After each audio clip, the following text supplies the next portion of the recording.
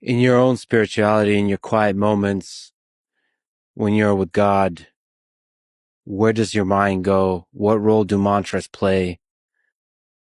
When you're fasting, when you're just alone with yourself? The word meditation has been overused to the point that it feels like a cliche. In Indian languages, we usually refer to it as dhyan. If I associate dhyan to meditation, it might seem burdensome to some. One might think, this is too difficult. I'm not an enlightened being. But it's not rocket science. It just means freeing yourself from distraction. For example, even when you're in class, your mind wanders to recess. All you think about is lunch, not the lesson. Meditation is simply being present in the moment. I recall an incident from my time living in the Himalayas. There I encountered this wise sage. He taught me a simple, practical technique. It was nothing spiritual. There are several little streams in the Himalayas. He positioned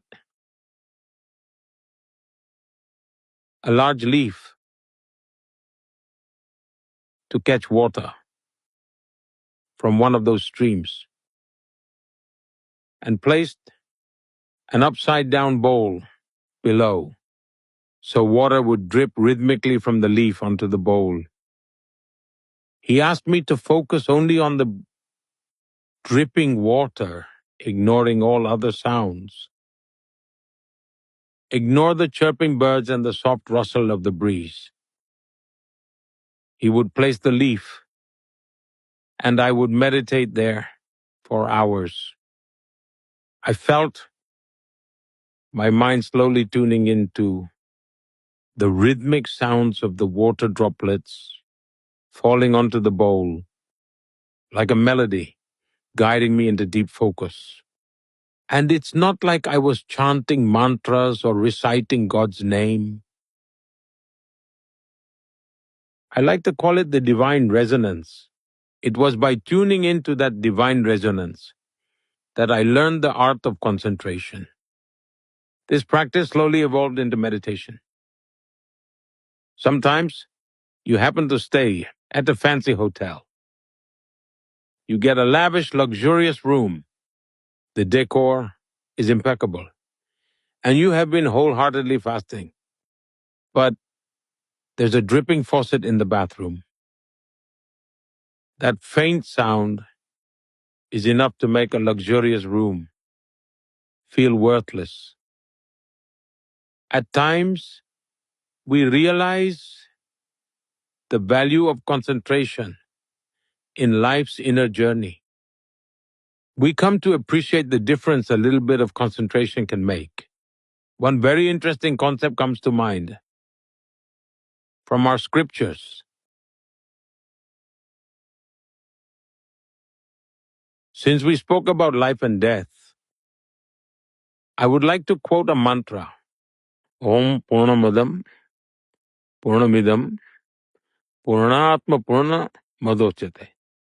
In other words, all life is part of a complete circle. And this mantra emphasizes the path to achieve that completeness.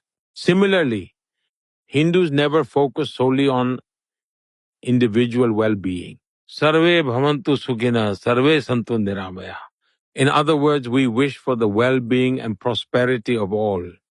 Sarve bhadrani paschyantu, ma kaschid dukh bhag bhavet. This mantra encompasses the idea of universal well-being and prosperity. And you know how this mantra ends? Om Shanti Shanti Shanti. Every Hindu mantra ends on the same note. Peace, peace, peace. These ancient and powerful rituals born in India have emerged from thousands of years of the spiritual practice of sages. They connect us to the essence of life. Shanti, Shanti, Shanti. Thank you for this honor. Thank you for this incredible conversation. Thank you for welcoming me to India. And I can't wait to break the fast with some Indian food tomorrow. Thank you so much, Prime Minister. This was an honor. I am thankful for the opportunity to have this conversation with you. After fasting for 2 days, I recommend you ease into eating slowly. And I hope you reap great benefits from this fasting experience. I've explored several new realms of thought for the first time ever with you today. I had long kept those thoughts tucked away within myself. But today you brought those thoughts to light. I hope Thank you. I hope your viewers may enjoy this. It was a great pleasure speaking with you. Thank you. Thank you.